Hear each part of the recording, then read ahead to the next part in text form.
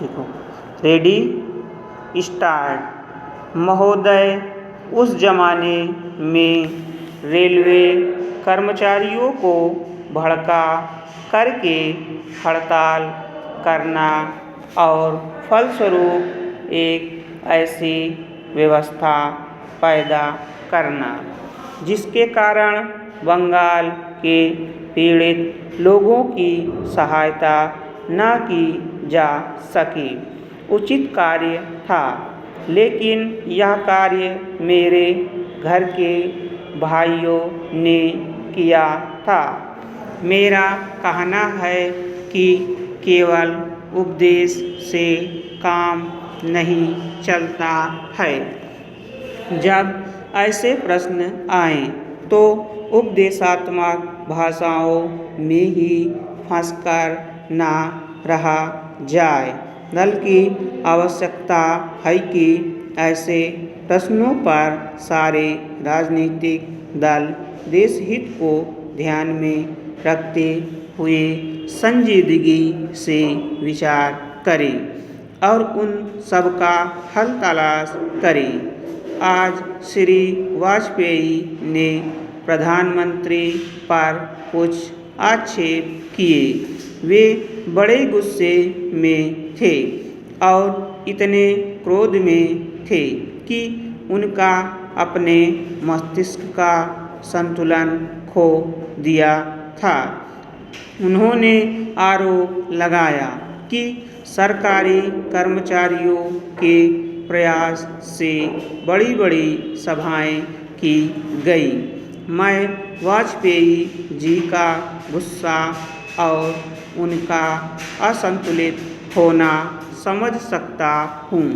उन्होंने यह भी कहा कि प्रधानमंत्री जी ने इन चुनावों के बीच अपने भाषणों में जनमानस को ऊपर उठाने की कोशिश नहीं की, मूलभूत प्रश्नों को देश के सामने रखने की कोशिश नहीं की और आज जो राष्ट्रीय दिक्कतें और परेशानियां हैं उन पर जनता को शिक्षित करने की कोशिश नहीं की।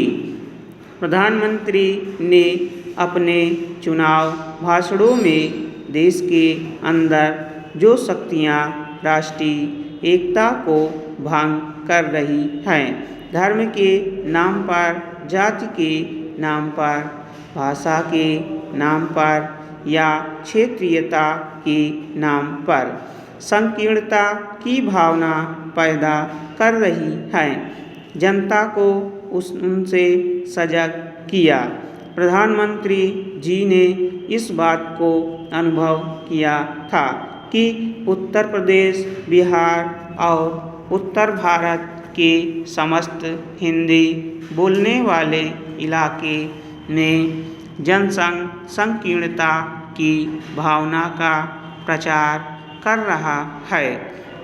जिस प्रकार से जनसंघ सांप्रदायिकता की भावना को बढ़ावा दे रहा है, राष्ट्रीय शक्तियों को तोड़ने की नीति चला रहा है, उससे हमारे राष्ट्रीय मूल, राष्ट्रीय नीतियाँ और राष्ट्रीय एकता खतरे में है।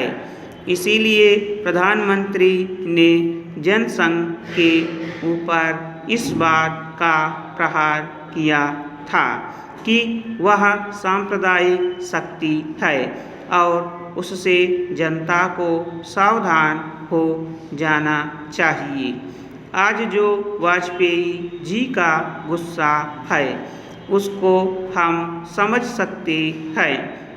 उन्होंने एक सपना देखा था, एक सुनहरा सपना, उत्तर प्रदेश में अपनी सरकार बनाने का, बिहार में अपनी पार्टी को बहुमत प्राप्त कराने का। स्टॉप।